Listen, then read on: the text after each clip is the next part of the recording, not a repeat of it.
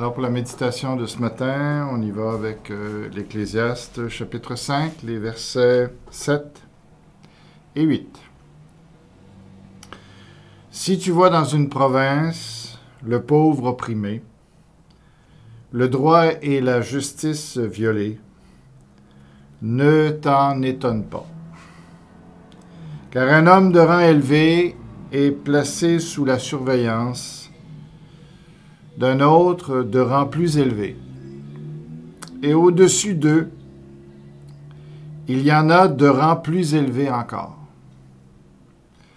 Ce qui représente un avantage pour le pays à tout point de vue, c'est un roi qui favorise la culture de la terre.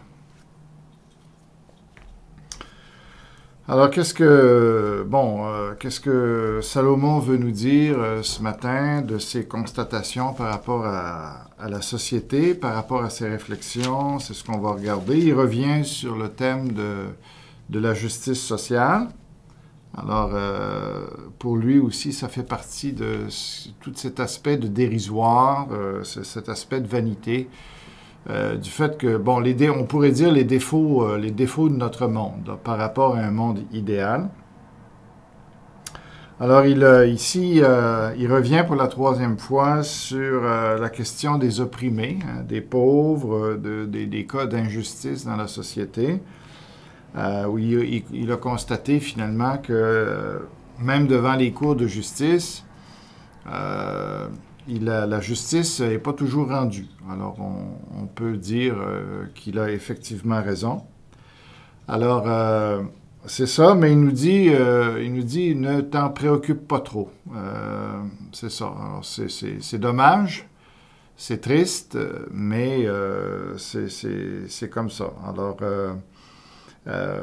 on n'est pas dans un monde idéal, et puis on n'est pas dans un monde où la justice est rendue parfaitement.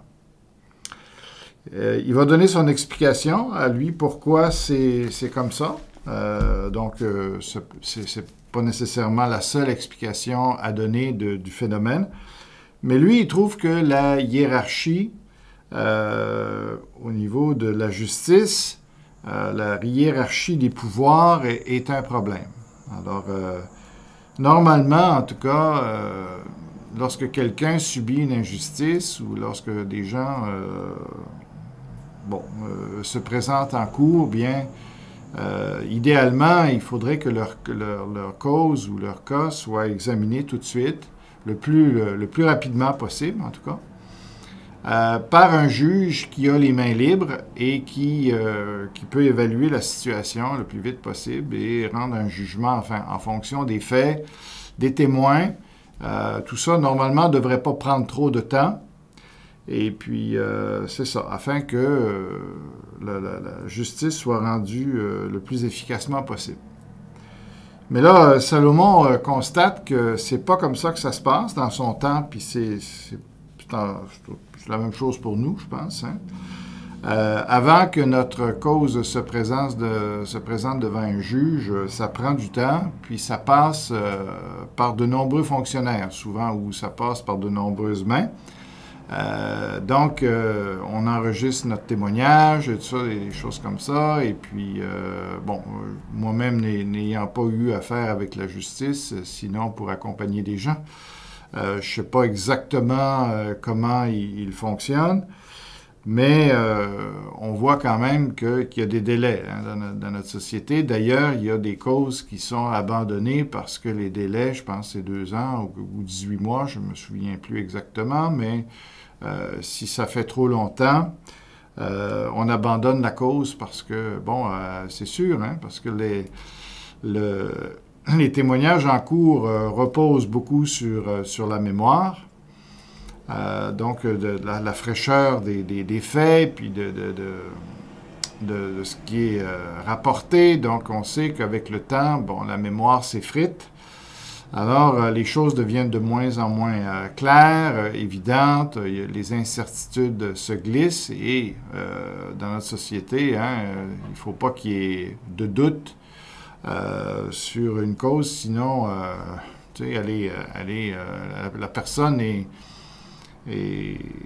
libérée, à cause d'un doute raisonnable. Donc, plus on prend de temps, plus les mémoires s'effacent et ça devient difficile à ce moment-là de rendre justice. Alors, Salomon avait constaté ça, puis aussi le fait que quand ça passe de main à main, eh bien, c'est un petit peu le jeu du téléphone, hein, on finit par interpréter les choses différemment, voir les choses différemment. Donc, les faits sont dilués.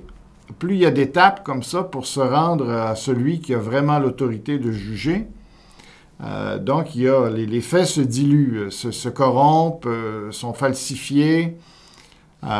Donc, on voit que, bon, à partir du moment où on est en train juste de changer un peu l'histoire, justice ne se fera pas exactement comme elle aurait dû. Ça ne veut pas dire qu'il n'y a pas de conséquences du tout, mais elle va certainement être affectée, la justice. Alors, Salomon trouvait ça très déplorable, toutes ces étapes-là, et toutes ces compliquées, en tout cas, c'est compliqué, toute cette complexité au niveau de la justice. Et on peut penser aussi qu'il a vu qu'au travers de ce processus, là où ça passe de main à l'autre, d'échelons plus élevés, bien, il ne serait pas étonnant que dans son temps comme aujourd'hui, eh bien, il y a des jeux d'influence. C'est-à-dire qu'on essaie on met de la pression, hein, sur les instances, et puis on fait pression, on donne des pots de vin, on cherche à éliminer ceux qui sont coupables, cherche évidemment à éliminer la cause, que ça ne se présente pas devant les tribunaux. Donc, ça devait être la même chose du temps de Salomon, évidemment. Alors là, c'est une autre cause d'injustice, finalement. Pas simplement la perte d'informations, le temps, les délais trop longs, mais le fait aussi qu'à chaque étape, eh bien, on peut intervenir dans le processus et puis il peut y avoir un jeu d'influence qui se fait. En bout de ligne, bien... Ça crée des injustices, évidemment, puis alors c'est malheureux, mais c'est comme ça. Par contre, il va dire, à la fin, il va dire, malgré tout, malgré ce système-là, ça vaut quand même la peine d'avoir un roi, puis d'avoir finalement hein, les échelons pour se rendre au roi, il y en a beaucoup, mais quand même, il dit, on devrait garder le système du roi en place, parce que le roi assure une stabilité. Il représente l'unité, une unité en tout cas forte, parce que le roi, il a quand même beaucoup de pouvoir. Alors il dit, on doit quand même être reconnaissant qu'il y ait un roi, et puis normalement le roi, en tout cas, s'il est mauvais, bon, c'est terrible. Mais s'il est bon, c'est aussi excellent comme gouvernement. C'est pas le meilleur, mais ça fait qu'il y a une stabilité, il y a une rapidité d'action qui se fait aussi parce que le roi, il a quand même les mains libres. Et puis, alors il dit, malgré les défauts d'un tel système, ça vaut la peine qu'il y ait un roi qui soit en place et puis que ce roi-là ait le pouvoir qu'il a, parce que ça va favoriser la stabilité, la justice et aussi la culture. Hein, il dit finalement, alors, ce qu'il dit, c'est que c'est vrai qu'il y a des injustices. Mais si on commence à se révolter contre tout ça, si parce qu'il y a des défauts dans le système, on balance tout, puis qu'on rejette aussi le roi, que chacun prend plus ses responsabilités au lieu de cultiver le pays, puis de s'assurer quand même de faire ses devoirs, puis de travailler, eh bien, ça va être l'anarchie, le chaos. Et ça va être encore pire. Il va y avoir que de l'injustice. S'il n'y a plus personne en place, s'il n'y a plus de roi, s'il n'y a plus d'autorité en place, alors c'est la cage au lion. C'est vraiment le cirque, là. Et puis, personne à ce moment-là va avoir justice. C'est pas simplement certains qui ne l'auront pas, mais ça va être carrément tous où la vie va être menacée. Et ça fonctionne plus. Un pays comme ça se détruit. Hein? C'est ça. Alors, il dit, bon, vous voyez la conclusion, et puis je pense qu'on peut être d'accord. Alors, nous, comme chrétiens, c'est sûr qu'il y a des choses qu'on voit de plus en plus, je dirais même, qui ne sont pas correctes dans notre système. Il y a vraiment des jeux de pouvoir, il y a des choses qui sont malhonnêtes, c'est clair. Pour pas nécessairement la raison ici que Salomon a nommée, mais quand même, notre attitude, ça doit être, attention, là, il faudrait surtout pas commencer à créer l'anarchie, commencer à créer le chaos. Donc, si on veut manifester ou si on veut défendre les droits, il faut le faire correctement.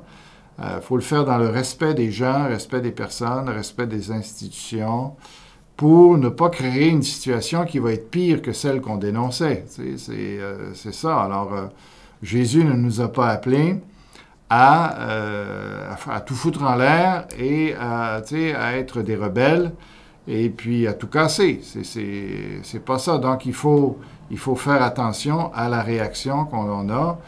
Des injustices, il y en a même dans notre vie. Hein. C'est clair. On est pécheurs. Donc, et Dieu ne nous balance pas. Hein. D'accord? Alors, il travaille avec nous. Il y va avec patience, avec douceur et tout ça. Bien, il faut nous aussi, à l'égard de nos dirigeants, manifester aussi les mêmes attitudes. Voilà pour la méditation de ce matin.